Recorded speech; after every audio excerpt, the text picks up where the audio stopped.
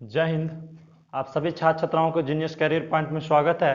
तो चलिए आज हम लोग सब्जेक्टिव प्रश्न जितने सारे बिहार बोर्ड मैट्रिक परीक्षा में पूछे जाते हैं वह सभी जो रियल नंबर वास्तविक संख्या क्लास 10th का VBI सब्जेक्टिव क्वेश्चन 10 to 20 तक है, जिसका दिन आज दूसरा चल रहा है और पार्ट 2 है। इसके बाद कल डे 3 आएगा, मतलब तीसरा दिन हम लोग का जो क्लास चलेगा उसमें बहुपद का पार्ट 1 आएगा। तो हमें मेहनत करके आगे बढ़ना है। तो हम लोग क्वेश्चन देखिए, आपका पहला क्वेश्चन है स्क्रीन पे। तो देखिए हर स्टूडेंट को अपनी अपनी कैपेसिटी के अनुसार, अपनी अपनी क्षमता के अनुसार मेहनत करना चाहिए और मेहनत करके आगे बढ़ाना चाहिए। अगर किसी प्रकार की कभी आपका प्रॉब्लम हो तो आप कॉन्टेक्ट नंबर पे भी संपर्क कर सकते हैं। आपका हर कदम पे जीनियस करियर पॉइंट साथ रहेगा। तो चलिए क्वेश्चन पहला हम स्टार्ट करते हैं बाबू। पहला क्वेश्चन आपके स्क्रीन पर है। 1.34 को परिमेय संख्या के रूप में लिखना है।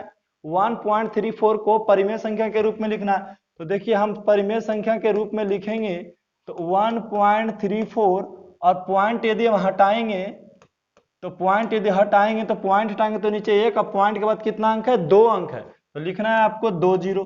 अब 134 का आप गुणनखंड तोड़ेंगे तो कितना होगा? 2 गुने 67 होगा। 2 गुने 67 होगा। और 100 के तोड़िएगा तो एक जीरो 2 5 से बनता है, तो 2 गुने 5 गुने 5। अब देखिए 2 से 2 कट गया तो ऊपर बच गया 67 और नीचे बच गया 2 पचे 10, 10 पचे 50 हो गया। तो आंसर कितना हो गया आपका? सही 50 हो गया। तो चलिए अगला क्वेश्चन आपके स्क्रीन पर। निम्नलिखित में कौन परिमेय संख्या है? अब जानिए कि हम परिमेय संख्या किसे कहते हैं? जिसे P बटा Q के रूप में लिखा जाता है और Q does not equal to 0। Q P बटा Q के रूप में लिखा जाता है और Q 0 नहीं होना चाहिए। मतलब जो हार है, हार कभी भी 0 नहीं होना चाहिए। अगर हार 0 हो जाएगा तो उसे हम परिमेय संख्या के रूप में बाबू नहीं लिख सकते हैं। तो आपको ध्यान रखना है कि परिमेय संख्या के रूप में हम कब लिख सकते हैं? जब हार 0 नहीं हो। तो अब देखिए इसमें ऑप्शन √3 है, तो √3 का वर्गमूल नहीं निकलता है, इसलिए ये क्या है? अपरिमेय संख्या है। √3 का वर्गमूल नहीं निकलता। जिस संख्या का वर्गमूल नहीं निकलेगा वो अपरिमेय संख्या होती है। पूर्ण वर्ग ही परिमेय संख्या कहलाती है। तो जिसका वर्गमूल नहीं निकलता वो क्या होता है? अपरिमेय। √16 का वर्गमूल कितना होता है? 4। तो 4 कौन सी संख्या है? परिमेय संख्या है। अगला देखिए √2 बटा √8 है, इसको काटेंगे तो √4 आ जाएगा। 4 का वर्गमूल हो जाएगा 2। तो आंसर आ गया 1 बटा 2। ये कौन संख्या है? तो ये परिमेय संख्या है।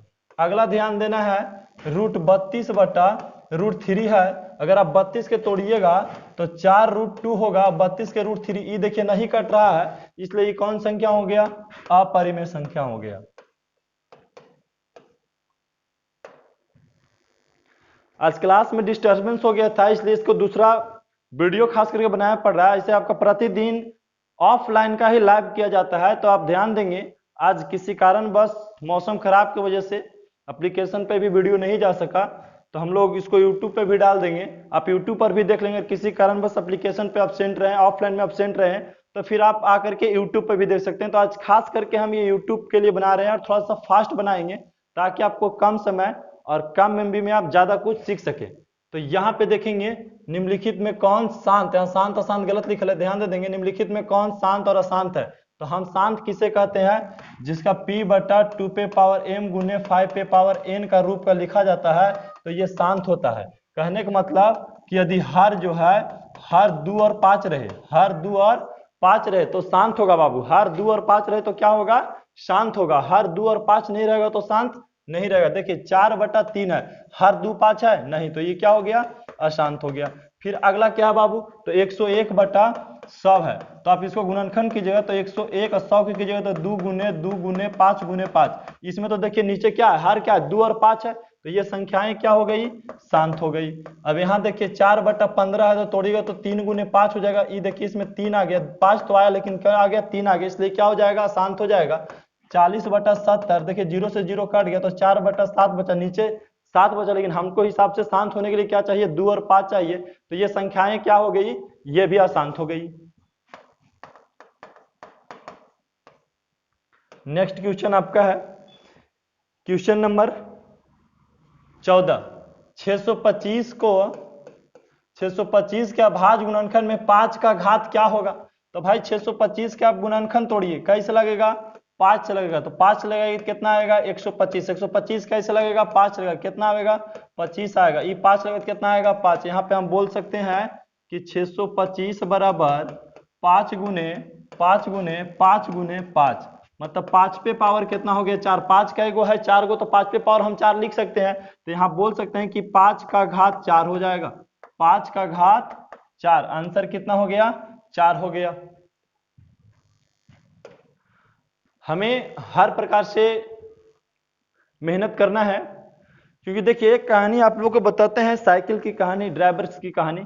अगर आपको जिंदगी में साइकिल सीखना है, अगर आपको जिंदगी में साइकिल सीखना है तो आप क्या करेंगे, अगर सब दिन पीछे बैठेंगे तो क्या आप साइकिल सीख लेंगे, या सब दिन देखेंगे कि हम साइकिल सीख जाएंगे तो आप सीखेंगे, नहीं सीखेंगे।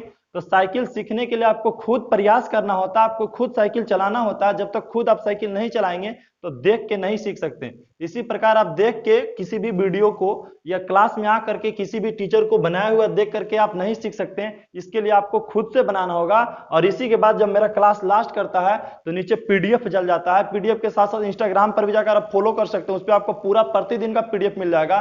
11, 12, 9, 10 हर प्रकार के जितना भी मैथ, फिजिक्स, केमिस्ट्री हर प्रकार का वीडियो मिल जाएगा, और यूट्यूब पर भी आप जाकर के देख सकते हैं। तो हमें फॉलो नहीं करना है, सिर्फ हमको मेहनत करना है। इसीलिए प्रतिदिन लास्ट में हम क्या करते हैं 20 क्वेश्चन आपके लिए हम एचडब्ल्यू लेकर के आते हैं। तो अब इसमें कह रहा है कि सह अभाज्य संख्या कौन है। बाबू हम सह अभाज्य संख्या किसे कहते हैं, जिस संख्या का मस्सा 1 होता है उसको हम सह अभाज्य संख्या कहते हैं। जिस संख्या का जो मस्सा HCF जो होता है वो 1 होता है, वह संख्या को क्या बोलते हैं, हम सह अभाज्य संख्या कहते हैं। तो आपको देखना है कि सह अभाज्य संख्या कौन है। तो देखिए यहाँ पे 15 है और 20 है। अब 15 के आप मस्सा निकालिएगा तो 3 गुने 5 हो जाएगा, 20 के तोड़िएगा तो 2 गुने 5 हम बोल सकते हैं कि संख्या का जो मस्सा हो गया ये 5 हो गया। तो बताइए तो सहअभाज्य है नहीं, तो कट गया। अब इसको चेक कीजिए, बी वाला ऑप्शन के 9,16, तो 9 का गुणनखंड तोड़िएगा तो 3 गुने 3 हो गया, 16 के तोड़िएगा तो 2 गुने 2 गुने 2 गुने 2 हो गया। तो इसका जो निकालिएगा मस्सा कितना हो जाएगा, मस्सा किसे कहते हैं जो दोनों में मिले, तो दोनों में नहीं मिला मस्सा 1 हो गया, तो यह अभाज्य संख्या कौन हो गया, बी हो गया। इसी प्रकार आप दोनों संख्या के और चेक कर लेंगे कि कौन मस्सा है और कौन सा मस्सा नहीं है। इस प्रकार से हम अगला क्वेश्चन सी के ऑप्शन को चेक करते हैं। 12,52 है, तो देखिए 12 को तोड़ते हैं तो 2 गुने 3 होता है, 52 के तोड़ते हैं तो 2 गुने 13 होता है।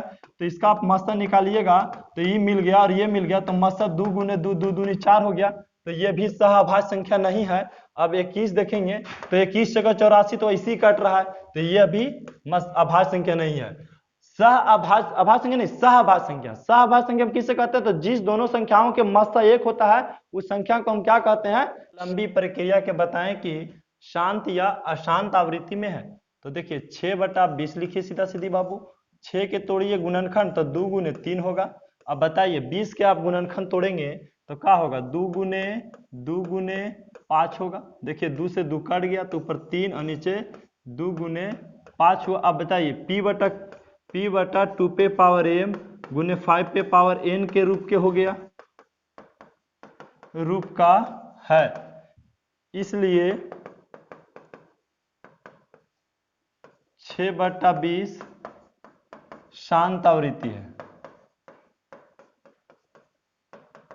तो शांत अशांत आपसे पूछे तो आप देखिए कि नीचे यदि हर में 2 और 5 बचे, हर में क्या बचना चाहिए, 2 और 5 बचना चाहिए। अगर 2 खाली भी बचे तो शांत होगा, 5 भी बचे तो खाली शांत होगा। 2 5 दोनों भी बच जाए बाबू तो शांत होगा। आपको ये भी इस पे काम करना है। अब क्वेश्चन नंबर आपके सामने है 140 को अभाज्य गुणनखंड को ब्रीच रूप में तैयार करनी है। तो आप देखिए यहाँ पे सबसे पहले सोल्व करने के लिए यहाँ पे लिखे 140। अब यहाँ क्या करना है, ब्रीच रूप से तैयार करना है। तो 2 भाग में बांटिए, ब्रैकेट में इसको बंद कीजिए, इधर एक ब्रैकेट लीजिए, एक इधर ब्रैकेट लीजिए। अब देखो कैसे 140 कैसे लगेगा, तो 2 से लगेगा तो 2 लिखिए, कितना आएगा यहाँ पे तो 70। फिर इसको 2 भाग में बांटिए, यहाँ एक घर बनाइए और एक घर इधर बनाइए। अब देखिए 2 से लगेगा कितना आएगा, 35 आएगा। फिर देखिए यहाँ इसको लगाइए, 5 से कितना आएगा 7। ये कौन सा रूप आप तैयार कर दिए, 140 का भाज्य गुणनखंड को ब्रीच रूप तैयार कर दिए।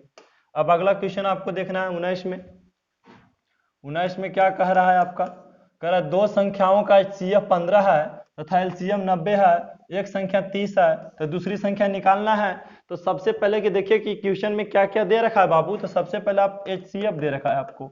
एचसीएफ कितना दिया है? 15 दिया है, तो हम लिख दिए एचसीएफ 15 दिया, तो हम कितना लिख दिए? 15 लिख दिए। अब क्या बोल रहा है? एलसीएम। एलसीएम कितना दे रखा है? 90 दे रखा है। अब पहली संख्या, मतलब एक संख्या दे रखा है, तो मतलब पहली संख्या दे रखा है, हमको दूसरी संख्या पूछ रहा है, तो पहली संख्या कितना दे रखा है? 30। हमसे कौन सा संख्या पूछ रहा है? दूसरी संख्या पूछ रहा है। दूसरी संख्या बराबर भाट। हमको फार्मूला पता है, पहली संख्या गुने दूसरी संख्या बराबर HCF गुने LCM। बताइए पहली संख्या आपको कितना दिया हुआ है? तो 30। दूसरी संख्या आपको नहीं दिया हो तो आप लिख दीजिए दूसरी संख्या बराबर HCF कितना है बाबू? तो यहाँ देखो 15 है HCF, तो हम यहाँ HCF 15 लिख दिए, गुने LCM कितना? LCM 90 है, तो 90 लिख दिए। अगर कोई संख्या बराबर की साइड गुना में रहती है, हम उधर लेकर जाते हैं तो ये भागा में हो जाती है, तो 15 बटा 15, 15 गुने 90 और बटा में हो गया 30। 30 तिया 90, अब 15 गुने कितना हो गया? 3, 15 तिया 45। दूसरी संख्या आपसे पूछेगा तो कितना आंसर हो गया? 45 हो गया। अब यहाँ पे देखिए क्वेश्चन नंबर 19, सिद्ध करें कि 2 माइनस रूट 3 एक अपरिमेय संख्या है। तो आपको किस प्रकार से सिद्ध करना है? लिखना है सोल्व, यहाँ लिखना है माना कि P बटा Q एक परिमेय संख्या है। परिमेय संख्या है जहां P और Q एक धन पूर्णांक है।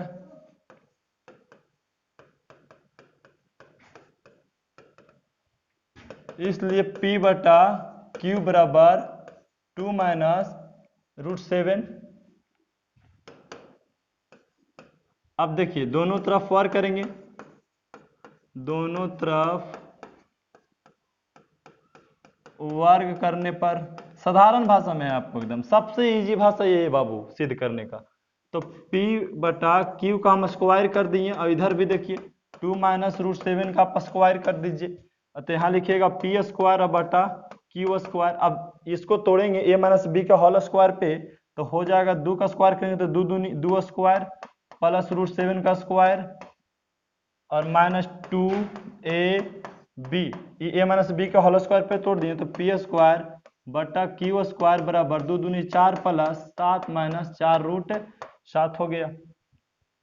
अब यहाँ पे आगे देखेंगे, आगे क्या कर रहा है? तो P स्क्वायर बटा Q। अब यहाँ देखिए जो 7 4 11 माइनस 4 रूट 7, यहाँ पे Q लेके चलना है। देखिए अब ये 2 और 5 के फैक्टर में नहीं हो रहा है, गुणनखंड में नहीं हो रहा, तो लास्ट में लिख देना है आपको। अतः P और Q का कोई भी सह अभाज्य